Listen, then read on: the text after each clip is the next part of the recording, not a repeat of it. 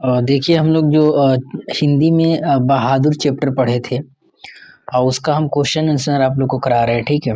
अब समय कम है तो थोड़ा सा आप लोग वीडियो भी देख लीजिएगा लोग, उससे भी कवर हो जाएगा, ठीक है। तो प्रश्न उत्तर आप लोग को हम कराने वाले हैं और जो बहादुर चैप्टर का हम लोग हिंदी पढ़े थे, हालांकि हमने जो भी स्टोरी था, कहानी था, उसको बहुत अच्छे से आप लोग को समझाया था। कितना इंटरेस्टिंग कहानी था, बहुत ही अच्छा कहानी था।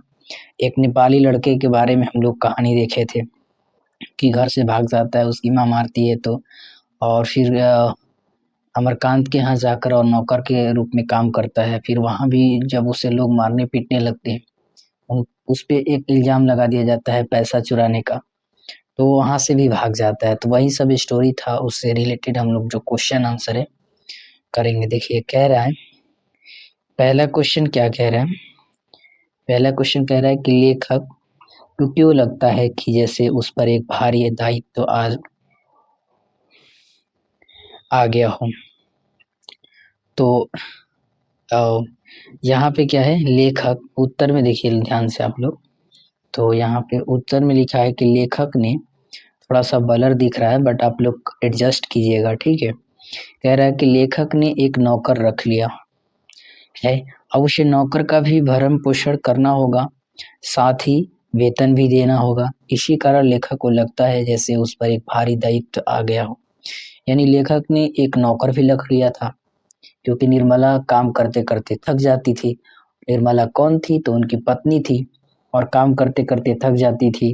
तो अमरकांत को लगा कि एक नौकर रख लेना चाहिए, और उसके जो भी पड़ोसी लोग थे उनके घर नौकर था। उनकी जो भी घर की औरतें थी मालकिन की तरह रहती थी। अमरकांत भी नौकर रख लेते हैं।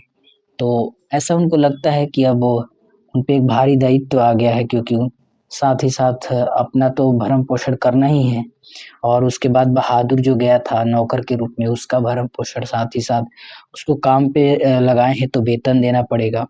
तो इसलिए लेखक को लगता था कि उस पर एक भारी दायित्व आ चुका है। तो इस तरह आप लोग आंसर कर दीजिएगा, ठीक है। दूसरा क्वेश्चन क्या कह रहा है, ध्यान से समझिए आप लोग। दूसरा कह रहा है कि अपने शब्दों में पहली बार दिखे बहादुर का वर्णन करें। यानी हम अपने शब्दों में बताना है, जब पहली बार स्टोरी में हम लोग बहादुर के बारे में पढ़े थे तो उसमें क्या लिखा गया था, यानी हम लोग पहली बार बहादुर को देखे थे तो क्या लगा था, ठीक है। तो इसका आंसर नीचे लिखा गया है कि बहादुर सामने खड़ा आंखों को अ, बुरी तरह मलका रहा था, और वो बहुत शरारती बच्चा था। नेपाली जो था यानी बहादुर जो था, वो बहुत शरारती बच्चा था, और वो 12-13 वर्ष वर्ष का था। उसका मुंह चपटा, रंग गोरा था, कद नाटा था, ज्यादा बड़ा भी नहीं था। वह आधे बाह की कमीज तथा सफेद रंग का पैंट तथा भूरे रंग का जूता पहने हुए था। गले में रुमाल बांधने के कारण वह स्काउट जैसा प्रतीत होता था। बिल्कुल स्टाइलिश जो रुमाल था उसको बांध गला में बांधता था। लेखक के परिवार के लोग उसे ऐसे घेरे हुए थे जैसे वह कोई अजनबी चीज हो। और बहुत जब शुरू-शुरू में गया था तो लेखक के घर वाले उसे चारों तरफ से घेरते थे और उसके साथ मौज-मस्ती करते थे, उसकी बातों को सुनते थे। उसके जो भी वो एक्टिविटीज़ करता था, जो भी वो करता था, लोगों को बहुत अच्छा लगता था।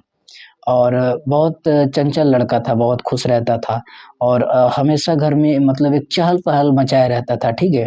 बिल्कुल दौड़ते-फांदते, कूदते किसी भी काम को करता रहता था। तो शुरू में सारे लोगों के दिल को वो जीत लिया था, ठीक है? तो ऐसे आप लोग आंसर इसका कर लीजिएगा, ठीक है? थर्ड क्वेश्चन क्या कह रहा है? थर्ड क्वेश्चन आप लोग ध्यान से देखिए, कह रहा है कि लेखक को क्यों लगता है कि जैसे नौकर रखना ज़रूरी हो गया था? यानी लेखक को क्यों लगता है कि नौकर रखना ज़रूरी है? तो लेखक को क्यों लगता है, तो देखिए इसका आंसर क्या लिखा गया है। इसका आंसर है कि लेखक को नौकर रखना इसलिए ज़रूरी हो गया था क्योंकि उनके भाई तथा रिश्तेदार अच्छे ओहद पर थे और सभी के यहाँ नौकर थे। लेखक जब बहन की शादी के अवसर पर घर जाता है और नौकरों का सुख अनुभव करता है तो वह भी नौकर रखने का निश्चय करता है। साथ ही भाभीयों की मौज मस्ती तथा पति पत्नी की परेशानी देखकर उनका हृदय मतलब भर जाता है और जल उठता है। इतना ही नहीं, पत्नी की जली कटी बातें भी उन्हें नौकर रखने के लिए दबाव डालने लगी। इन्हीं सब कार्यों से लेखक को नौकर रखना आवश्यक हो गया था। तो आप लोग ऐसे लिख लीजिएगा, ठीक है? क्योंकि जो जो भी रिश्तेदार थे उनके घर नौकर थे और हमेशा पत्नी इनको कुछ न कुछ सुनाती रहती थी कि देखिए पड़ोसन में सारे लोग नौकर रखे मालकिन की तरह रहते हैं और आप हैं कि कभी सुनते नहीं हैं। तो ये सब चीज़ें हुआ और वो अमरकांत मजबूर हो गए और फिर नौकर रखना पड़ा। तो इसका आंसर आप लोग ऐसे कर लीजिएगा, ठीक है? अगला क्वेश्चन कह रहा है, फोर्थ क्वेश्चन कह रहा है क्या कि साले साहब से लेखक को कौन सा किस्सा असाधारण विस्तार से सुनना पड़ा? तो आंसर इसका हो जाएगा यहाँ पे, लेखक को साले साहब से लाए हुए नौकर अर्थात बहादुर के बारे में असाधारण किस्सा सुनना पड़ा कि बहादुर एक नेपाली है। उसका घर बिहार तथा नेपाल की सीमा पर है। इसका बाप युद्ध में मारा गया। उसकी गुसैले माँ ही परिवार का भरण पोषण करती है।